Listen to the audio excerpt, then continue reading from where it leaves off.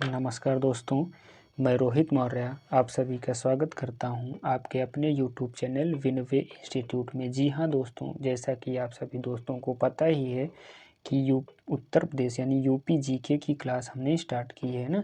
यानी विभिन्न प्रतियोगी परीक्षाएं जैसे UPP, RO, UP PCS, video, लेखपाल है ना, इन सभी को ध्यान में रखते हुए यूपी जीके की जो महत्वपूर्ण श्रृंखला स्टार्ट की है उसके तहत आज ये हमारी 12वीं क्लास है। यानी इससे पहले टोटल कितनी क्लासें हो चुकी हैं? 11 क्लासें यूपी जीके की हो चुकी हैं, यानी उत्तर प्रदेश सामान्य ज्ञान की 11 क्लासें हो चुकी हैं। तो आज की जो क्लास है इसमें हम देखेंगे उत्तर प्रदेश की प्रमुख मृदा यानी उत्तर प्रदेश की जो मिट्टियाँ हैं, उत्तर प्रदेश की मिट्टियाँ यानी मृदा के बारे में पढ़ेंगे। तो देर ना करते हुए दोस्तों शुरू करते हैं आज की क्लास को। देखते हैं उत्तर प्रदेश में कौन कौन सी मिट्टियाँ हैं और किस क्षेत्र में पाई जाती हैं। ठीक, तो सबसे पहले कुछ विशेष पॉइंट देख लेते हैं मिट्टी से संबंधित। तो पहला पॉइंट है कि मृदा का निर्माण एक जटिल प्रक्रिया है। मृदा का निर्माण एक जटिल प्रक्रिया है जिसे पेडोजेनेसिस कहा जाता है। क्या कहा जाता है? पेडोजेनेसिस कहा जाता है। तो क्या है मृदा निर्माण की प्रक्रिया? मृदा निर्माण की प्रक्रिया को क्या कहते हैं? पेडोजेनेसिस कहा जाता है। पेडोजेनेसिस कहा जाता है। और मृदा का जो अध्ययन है यानी मिट्टी का जो अध्ययन, इसे क्या कहते हैं? पैडोलॉजी कहते हैं। क्या कहा जाता है? पैडोलॉजी कहा जाता है। तो मृदा के निर्माण संबंधी प्रक्रिया को क्या कहा जाता है? पेडोजेनेसिस कहा जाता है। और मिट्टी के अध्ययन को क्या कहा जाता है? पैडोलॉजी कहा जाता है। ठीक, उत्तर प्रदेश की मृदा को अध्ययन की दृष्टि से 6 वर्गों में बांटा गया है। कितने वर्गों में बांटा गया है? 6 वर्गों में। यानी उत्तर प्रदेश की जो मिट्टियां हैं इनको कितने वर्गों में बांटा गया?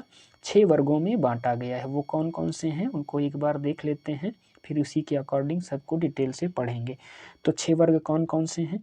एक तो हो जाएगा भाबर मृदा, एक हो जाएगा तराई मृदा, एक हो जाएगी जलोढ़ मृदा यानी मिट्टी, और दूसरी हो जाएगी विंध्यन मृदा, फिर बुंदेलखंडी मृदा हो जाएगी, फिर अरावली मृदा हो जाएगी। टोटल कितने भागों में? इसको 6 भागों में। कौन कौन से हैं? भाबर, तराई, जलोढ़ मृदा, विंध्यन मृदा, बुंदेलखंडी मृदा, अरावली मृदा। ठीक, और जो जलोढ़ है इसको 2 पार्ट में डिवाइड किया गया, एक खादर है एक बांगर है। कौन कौन सी? खादर है एक बांगर है। उसके बाद विंध्यन मृदा को भी 2 पार्ट में, यानी एक लाल या और पीली मृदा। कौन कौन सी? लाल और पीली मृदा कहा जाता है विंध्यन मृदा में। ठीक, उसके बाद बुंदेलखंडी मृदा जो है इसके अंतर्गत कौन कौन सी आती हैं? एक तो काली मृदा आती है और लाल मृदा आती है। काली मृदा यानी काली मिट्टी और लाल मिट्टी आती है। ठीक है, और काली मृदा यानी काली मिट्टी के अंतर्गत कौन कौन सी आती है? एक माड़ नामक मिट्टी। कौन सी है? माड़ नामक काली मिट्टी, एक काबर नामक मिट्टी। तो माड़ और काबर ये किसके अंतर्गत है? कौन सी मिट्टियां हैं? ये काली मिट्टियां हैं, माड़ और काबर। ठीक, उसके बाद लाल मिट्टी में कौन कौन सी आती हैं? एक परवा है और एक राकर। परवा और राकर ये कैसी मिट्टियां हैं? लाल मिट्टियां हैं। ठीक है, और उसके बाद अरावली में पढ़ेंगे लाल रेत। कौन सी? लाल रेत और भूरी रेत। कौन कौन सी? लाल रेत और भूरी रेत के बारे में पढ़ते हैं। ठीक, तो इस तरह से कुछ यूपी की मिट्टियों को डिवाइड किया गया है। ठीक, 6 पार्ट में इनको डिवाइड किया गया है। ठीक, अब उन्हीं को एक एक को हम क्रम से पढ़ना स्टार्ट करते हैं। ठीक, तो देखते हैं सबसे पहले भाबर क्षेत्र की मृदा। कौन कौन सी? भाबर क्षेत्र की मृदा। तो यह मृदाएं यानी ये मिट्टियां शिवालिक गिरिपाद है ना, शिवालिक गिरिपाद प्रदेशों के समानांतर एक पट्टी में पाई जाती हैं, है ना। जैसे ये हिमालय है, हिमालय की कितनी श्रेणियां हैं? 3 हैं। ठीक है, कौन कौन सी? बृहद हिमालय, मध्य हिमालय, शिवालिक, है ना। जहाँ से शिवालिक खत्म होता है वहाँ पर एक पतली सी पट्टी है जहाँ पर कौन सी मृदा पाई जाती है? भाबर मृदा। कौन सी पाई जाती है? भाबर क्षेत्र उसको कहते हैं। और वहाँ पर जो है कंकड़ पत्थर युक्त मिट्टी पाई जाती है। ठीक है, तो ये कहाँ पर पाई जाती हैं? शिवालिक गिरपाद में। शिवालिक गिरपाद, गिरपाद मतलब जहाँ से शिवालिक खत्म होता है वहीं से जो है इस मिट्टी का विस्तार देखा गया है। ठीक है, और ये लगभग 8 किलोमीटर, इसका विस्तार याद रखना, ये पूछा जाता है। ये लगभग 8 किलोमीटर के आसपास है। पूछा जाता है भाबर क्षेत्र जो है ये लगभग कितने मीटर यानी शिवालिक से? 8 किलोमीटर। कितने? 8 किलोमीटर तक दिखाई पड़ती है। ठीक, अगले पॉइंट पर चलते हैं। इसका निर्माण हिमालयी नदियों के भारी निक्षेप से होता है। किससे होता है? हिमालयी नदियों के भारी निक्षेप से होता है। ठीक, और उत्तर प्रदेश में मुख्य रूप से ये कहाँ पर देखी जाती है? सहारनपुर और बिजनौर। कहाँ पर? सहारनपुर और बिजनौर में देखी जाती है। ठीक है, और ये कंकड़ पत्थर और मोटी बालू से युक्त होती हैं। ठीक, इनमें कंकड़ पत्थर और बालू बहुत ज़्यादा होता है। ठीक, और उसके बाद ये कम गहराई वाली छिछली मृदा होती है। ये क्वेश्चन पूछा गया है कई बार कि छिछली मृदा बताओ निम्न में से कौन सी है, तो उसमें ऑप्शन था भाबर क्षेत्र। कौन सा? भाबर क्षेत्र। ठीक, उसके बाद ये कृषि के लिए उपयुक्त नहीं है। तो ये भाबर क्षेत्र में जितनी मिट्टियाँ पाई जाती हैं ये कृषि के लिए उपयुक्त नहीं है, क्योंकि यहाँ पर कंकड़ पत्थर ज़्यादा पाया जाता है। कंकड़ पत्थर में वैसे भी कुछ नहीं होता है। ठीक, आगे चलते हैं, फिर देखते हैं दोस्तों अगली मिट्टी कौन सी है। तराई क्षेत्र की मिट्टी कौन सी हो जाएंगी? तराई। तो भाबर देख चुके, अब उसके बाद तराई वाला देख लेते हैं ना, तराई क्षेत्र में कौन कौन सी मृदाएँ हैं। ठीक, चलिए आगे चलते हैं दोस्तों, तराई क्षेत्र की मृदा। ठीक, इसमें देखते हैं तराई क्षेत्र की मृदाएं भाबर क्षेत्र के दक्षिण में पाई जाती है। पूछा जाता है भाबर क्षेत्र के दक्षिण में कौन सी मृदा? तराई क्षेत्र की मृदा। कौन सी?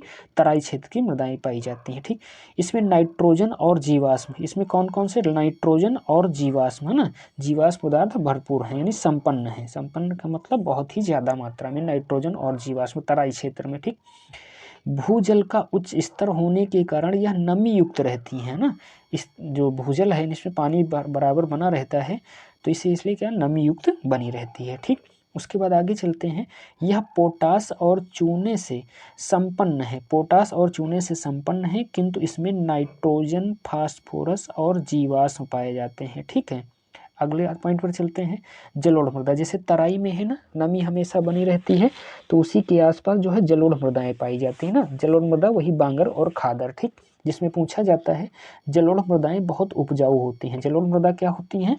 बहुत उपजाऊ होती हैं। ठीक, और जलोढ़ मृदा को दो पार्ट में यानी बांगर और खादर में बांटा गया है ना। कितनी मृदा? बांगर और खादर, यानी खादर और बांगर में इनको डिवाइड किया गया है। ठीक है, तो सबसे पहले देखते हैं बांगर के बारे में। बांगर मृदा किसे कहा जाएगा? ठीक, जैसे बांगर, पुरानी जलोढ़ मृदा को क्या कहते हैं? बांगर कहते हैं। ये क्वेश्चन पूछा जाता है कि पुरानी जलोढ़ को क्या कहते हैं?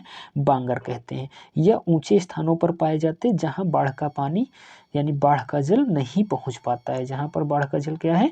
नहीं पहुंच पाता है, वहां पर कौन सा आता है? बांगर क्षेत्र आता है। ठीक है, और उसके बाद खादर पूछा जाता है, नवीन जलोढ़ मृदा को क्या कहते हैं? खादर कहते हैं। नवीन जलोढ़ मृदा को क्या कहा जाता है?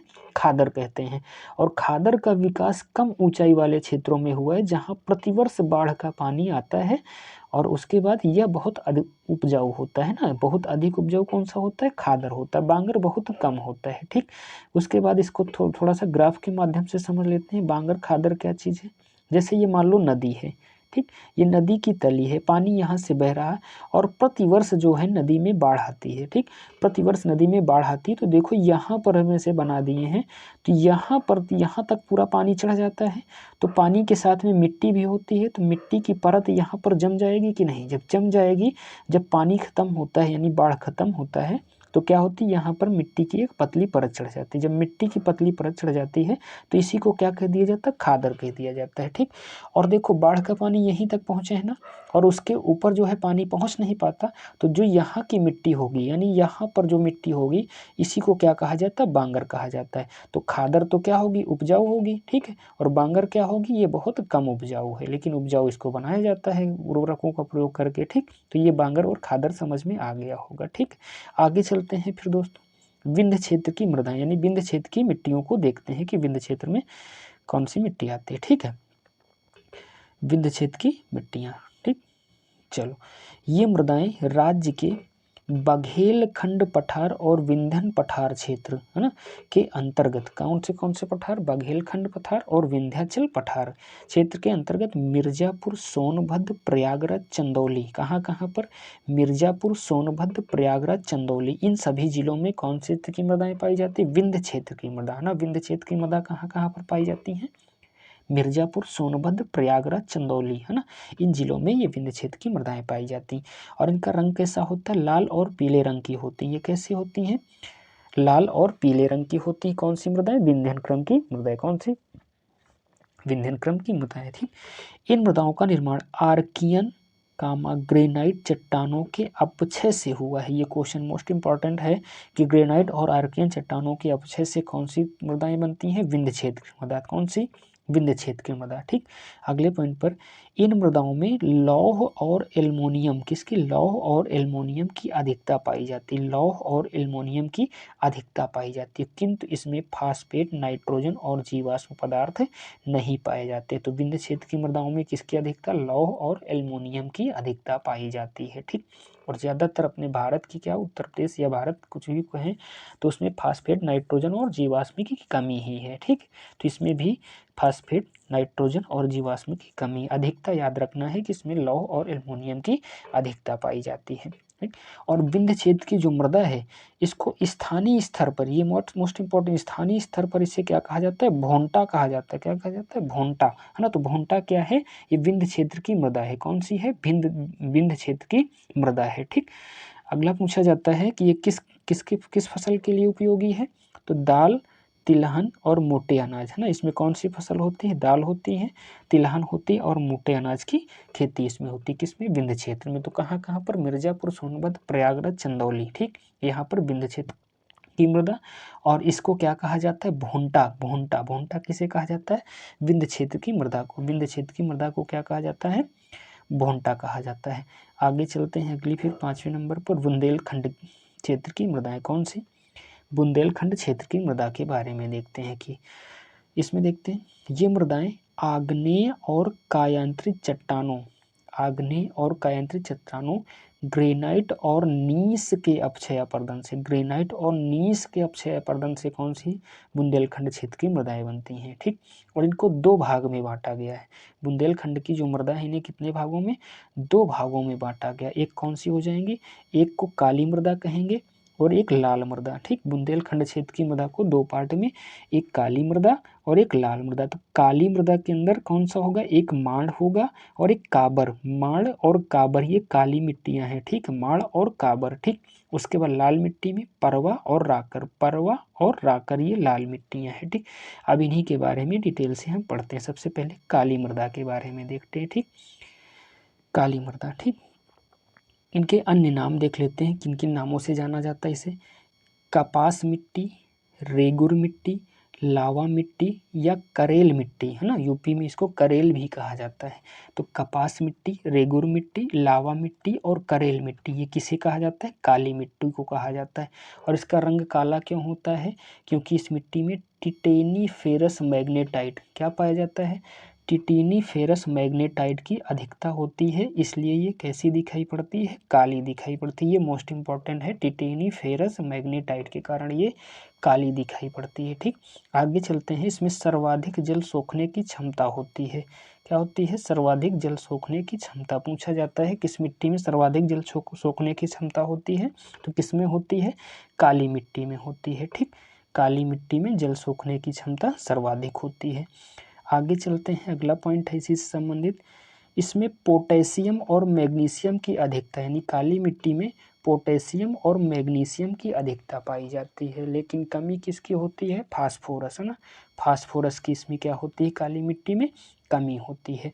और उत्तर प्रदेश में बुंदेलखंड में दो प्रकार की काली मृदाएं पाई जाती हैं, कितनी, दो प्रकार की, जो अभी बताए थे ना, एक कौन सी थी, माड़ और काबर, है ना। तो सबसे पहले देखते हैं माड़ काली मृदा, कौन सी, माड़ काली मृदा। ठीक, यह मृदा जीवाश्म तत्वों से संपन्न है, जीवाश्म तत्वों से संपन्न है।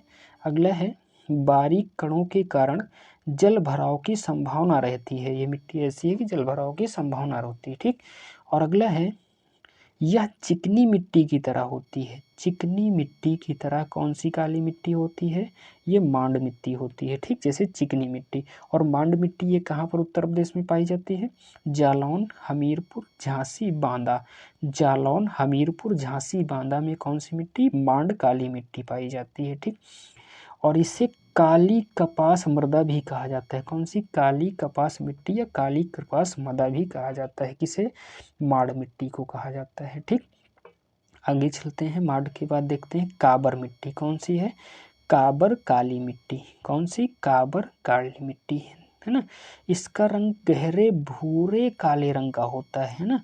काबर काली मिट्टी का रंग कैसा होता है, गहरे भूरे काले रंग का होता है। ठीक, यह जल्दी सूखकर कठोर टुकड़ों में परिवर्तित हो जाती है। ठीक, और यह मृदा कहाँ कहाँ पर पाई जाती है? ललितपुर, बांदा, जालौन, हमीरपुर। ललितपुर, बांदा, जालौन, हमीरपुर।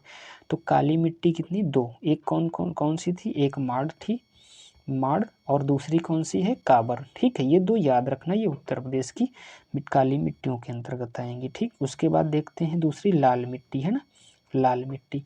लाल मिट्टी में फेरस ऑक्साइड की अधिकता, किसकी अधिकता पाई जाती है?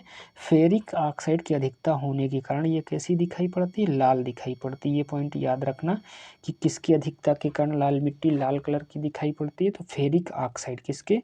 फेरिक ऑक्साइड के कारण ये लाल दिखाई पड़ती है। और इसमें किसकी अधिकता होती? लोहा और सिलिका, यानी लाल मिट्टी में लोहा और सिलिका की अधिकता होती है। ठीक, और लाल मिट्टी को भी 2 पार्ट में बांटा गया। एक तो हो जाएगी कौन सी?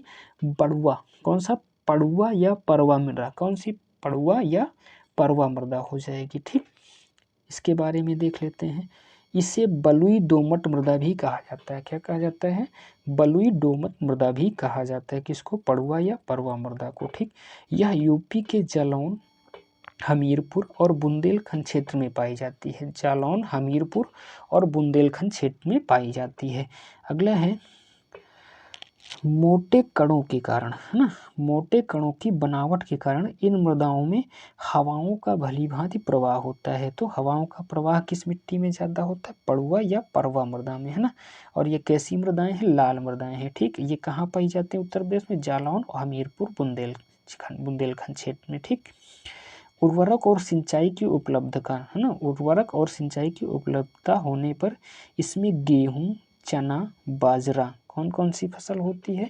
गेहूँ, चना और बाजरा फसल उगाई जा सकती है। ठीक है, कौन सी मिट्टी है? पड़ुआ मिट्टी। ठीक है, दूसरी मिट्टी हो जाएगी लाल मिट्टी में राकर मृदा। कौन सी हो जाएगी? राकर मृदा यानी मिट्टी हो जाएगी। ठीक, यह लाल भूरे रंग की मोटे कणों वाली मृदा है। कौन सी है? लाल भूरे रंग की मोटे कणों वाली मृदा है। ठीक, यह कुछ हद तक अम्लीय और पारगम मृदा है। कौन सी है? अम्लीय और पारगम मृदा। कौन सी हो जाएगी? राकर मृदा हो जाएगी। और मोस्ट इंपॉर्टेंट क्वेश्चन है कि पठारी मृदा किसे कहा जाता है? तो पठारी मृदा किसे कहते हैं? राकर मृदा को। किसे कहा जाएगा? राकर मृदा को पठारी मृदा भी कहा जाता है। यह पोटास से संपन्न होती है, किंतु फास्फेट और नाइट्रोजन की कमी होती है। ठीक, फास्फेट और नाइट्रोजन, तो इसमें पोटास सर्वाधिक मात्रा में होता है। किसमें? राकर में। आगे चलते हैं। सामान्य तौर पर राकर मृदा कृषि हेतु उपयुक्त नहीं, यानी इसमें कृषि नहीं की जा सकती, लेकिन कुछ क्षेत्रों में उर्वरक के अधिक प्रयोग से, है ना, उर्वरक के अधिक प्रयोग से चना और तिल की खेती होती है। किसमें? राकर मृदा में। ठीक है, ये उपजाऊ तो नहीं है, लेकिन उर्वरक के प्रयोग से क्या किया जाता है? इसमें चना और तिल की खेती की जाती है। ठीक, उसके बाद आगे चलते हैं। अरावली मृदा कौन सी हो जाएगी? अरावली मृदा। कौन सी मृदा हो जाएगी? अरावली, है ना। अरावली मृदा के बारे में देखते हैं। अरावली मृदा कहाँ पाई जाती है? आगरा जिले में। कहाँ पर? आगरा जिले के कुछ हिस्सों में कौन सी अरावली मृदा पाई जाती है? इसका रंग कैसा होता है? लाल रंग की होती है ना। अरावली मृदा कैसी होती है? लाल रंग की होती है। ठीक, इन्हें चंबल और उसकी सहायक नदियों द्वारा लाया जाता है। कौन सी? अरावली मृदा चंबल और उसकी सहायक नदियों के द्वारा लाया जाता है। ठीक, कौन सी मृदा हो जाएगी? ये अरावली मृदा हो जाएगी, अरावली मृदा। ठीक, आगे चलते हैं, फिर देखते हैं उत्तर प्रदेश की कुछ अन्य मृदाएं हैं, यानी उत्तर प्रदेश की कुछ अन्य मिट्टियां हैं, उनके बारे में थोड़ा सा देख लेते हैं। जैसे कौन सी हो जाएगी? मांट या बंजर, है ना, मांट नहीं भांट। कौन सी है? भांट या बंजर मृदा। कौन सी हो जाएगी? भांट या बंजर मृदा। ये कहाँ पाई जाती हैं? ये पूर्वी उत्तर प्रदेश यानी गोरखपुर, बस्ती, महाराजगंज, सिद्धार्थनगर और गोंडा में पाई जाती है। ये पूछा जाता है कि गोरखपुर, बस्ती, महाराजगंज और सिद्धार्थनगर, गोंडा में कौन सी मिट्टी, यानी भांट या बंजर मिट्टी, भांट या बंजर मिट्टी पाई जाती है। उसके बाद ढूह मिट्टी। कौन सी है? ढूह। ढूह मिट्टी ये कहाँ पर पाई जाती है? ढू यानी ढू किसे कहा जाता है? नदी के किनारों के जल प्लावित, है ना, जल प्लावित इलाकों की मिट्टी को ढूह कहा जाता है ना। जल प्लावित मिट्टी को क्या कहते हैं? ढूह कहते हैं, जहाँ पानी ज़्यादा भरा रहता है। ठीक, नदी के किनारे के जल प्लावित इलाकों की मिट्टी को क्या कहते हैं? ढूह कहते हैं। इसको याद रखना, ढूह क्या है कि नदी के किनारों के जल प्लावित इलाकों की मिट्टी को ढूह कहते हैं। ठीक, उसके बाद अगली है भाट मिट्टी। कौन सी है? भाट। यह मृदा कुशीनगर जिले में पाई जाती है। भाट मृदा कहाँ पाई जाती है? कुशीनगर जिले में। ठीक, और इसमें एल्यूमिनियम के निक्षेप पाए जाते हैं। किसके? एल्यूमिनियम, यानी भाट मिट्टी में क्या? एल्युमिनियम के निक्षेप पाए जाते हैं। ये कहाँ पर है? कुशीनगर में पाई जाती है। ठीक, कहाँ पर? कुशीनगर में। ठीक, अब उसके बाद देख लेते हैं मृदा संरक्षण से संबंधित कुछ पॉइंट हैं, यहाँ से क्वेश्चन पूछा जाता है कि मृदा संरक्षण से संबंधित कौन कौन से पॉइंट हैं, कैसे मृदा को संरक्षित किया जा सकता है। ठीक, तो देखते हैं। एक बहुमूल्य संसाधन होने के कारण मृदा का संरक्षण आवश्यक है ना। मृदा का संरक्षण आवश्यक है। मृदा संरक्षण के निम्न उपाय हैं। ये क्वेश्चन कई बार पूछे गए हैं। ठीक है, कि निम्न में से मृदा संरक्षण का उपाय कौन सा है, कौन सा नहीं है, तो इनको थोड़ा सा याद रखेंगे। ठीक है, एक एक को जैसे पढ़ते हैं। वृक्षारोपण प्रोत्साहन और पेड़ काटने पर प्रतिबंध, यानी वृक्षारोपण यानी ज़्यादा से ज़्यादा वृक्षों को लगाओ और पेड़ काटने पर रोक लगाया जाए। तो ये कौन सा हो जाएगा? मृदा संरक्षण का पहला उपाय हो जाएगा। यानी वृक्षारोपण यानी पेड़ खूब लगाओ और पेड़ पौधों को काटो मत, जिससे क्या हो? मृदा जो है, मृदा का क्षरण ना हो। ठीक, उसके बाद दूसरा है बीहड़ों और वेटलैंड, है ना। बीहड़ों और वेटलैंड का उपजाऊ भूमि में परिवर्तन करना, है ना। यानी जो बीहड़ पड़े हैं, वेटलैंड हैं यानी अर्धभूमियाँ, उनको उपजाऊ भूमि में परिवर्तित करना, ये भी क्या है? मृदा संरक्षण का एक उपाय है। ठीक, उसके बाद है लवणीय और क्षारीय भूमि में सुधार करना, है ना। लवणीय और क्षारीय भूमि में सुधार करना, ये भी मृदा संरक्षण का एक उपाय है। ठीक, उसके बाद है अगला लंबे समय से परती भूमि को उपजाऊ बनाना, है ना। लंबे समय से परती भूमि को उपजाऊ बनाना, ये क्या है? मृदा संरक्षण का ये भी उपाय है। उसके बाद बाढ़ की रोकथाम, है ना। बाढ़ की रोकथाम यानी बाढ़ ना आए, वो भी ये किसका उपाय हो जाएगा? मृदा संरक्षण का उपाय हो जाएगा, क्योंकि बाढ़ आती है तो देखो कितनी मिट्टियाँ बह जाती हैं ना। उसके बाद अगला हो जाएगा नहरों के किनारों को पक्का कर जल रिसाव को रोकना, है ना। जल रिसाव से भी देखो मिट्टी बह जाती है ना, तो नहरों के किनारे को पक्का कर जल रिसाव को रोकना, ये भी एक उपाय हो जाएगा मृदा संरक्षण का। ठीक, उसके बाद अगला है शुष्क और अर्ध शुष्क, है ना। शुष्क और अर्ध शुष्क क्षेत्रों में हवा के मार्ग में अवरोध स्थापित करना ना। हवा से भी देखो मिट्टियों का क्षरण होता है कि नहीं होता है, तो शुष्क और आर्द्र क्षेत्रों में हवा के मार्ग पर अवरोध स्थापित करना, ये भी क्या हो जाएगा? मृदा संरक्षण का उपाय हो जाएगा। ठीक, आगे चलते हैं। अगला है वैज्ञानिक फसल चक्र ना। वैज्ञानिक फसल चक्र अपनाओ, है ना। वैज्ञानिक फसल चक्र यानी कंटिन्यू जमीन पर क्या है? खेतों में फसल उगाते रहो, जिससे क्या होगा? मृदा का क्षरण कम हो जाएगा। ठीक, उसके बाद अगला है रासायनिक उर्वरकों को कम उपयोग, है ना। रासायनिक उर्वरकों का कम उपयोग और जैविक उर्वरकों का प्रयोग, किसका प्रयोग हो जाएगा? जैविक उर्वरकों का प्रोत्साहन, तो इससे भी क्या होगा? मृदा का क्षरण नहीं होगा। तो कितने उपाय हैं? कुछ इतने 9 उपाय, इनको याद रखेंगे। कौन कौन से एक बार देख लेते हैं, क्योंकि ये मोस्ट इंपॉर्टेंट है ना। तो वृक्षारोपण प्रोत्साहन और पेड़ काटने पर प्रतिबंध हो जाएगा। बीहड़ों और वेटलैंड का उपजाऊ भूमि में परिवर्तन, लवणीय और क्षारीय भूमि में सुधार, लंबे समय से परती भूमि को उपजाऊ बनाना, बाढ़ की रोकथाम, नहरों के किनारों को पक्का कर जल रिसाव को रोकना, शुष्क और अर्ध शुष्क क्षेत्रों में हवा के मार्ग में अवरोध स्थापित करना, वैज्ञानिक फसल चक्र अपनाना, रासायनिक उर्वरकों को कम उपयोग और जैविक उर्वरकों का प्रोत्साहन। ठीक, कुछ इतना ही है। तो मिट्टियों वाला टॉपिक यहीं तक आज रखते हैं। इतने से ही क्वेश्चन मिट्टियों से, अगर उत्तर प्रदेश की मिट्टियों से कोई भी क्वेश्चन पूछा जाएगा तो इतने से ही क्वेश्चन मिल जाएगा। आशा करता हूँ दोस्तों कि ये वीडियो आप सबको अच्छी लगी होगी। अगर वीडियो अच्छी लगे तो एक लाइक करना, कमेंट करना, और जो लोग चैनल को नहीं सब्सक्राइब किए वो चैनल को सब्सक्राइब करेंगे और दोस्तों को शेयर करेंगे। तो आज की क्लास यहीं पर ख़त्म करते हैं, मिलते हैं फिर अगली क्लास में। अगली क्लास जो होगी हमारी, वो उत्तर प्रदेश की जलवायु की होगी। ठीक, उत्तर प्रदेश के जलवायु के बारे में हम पढ़ेंगे। तो आज की क्लास यहीं पर, मिलते हैं अगली क्लास में, तब तक के लिए जय हिंद दोस्तों।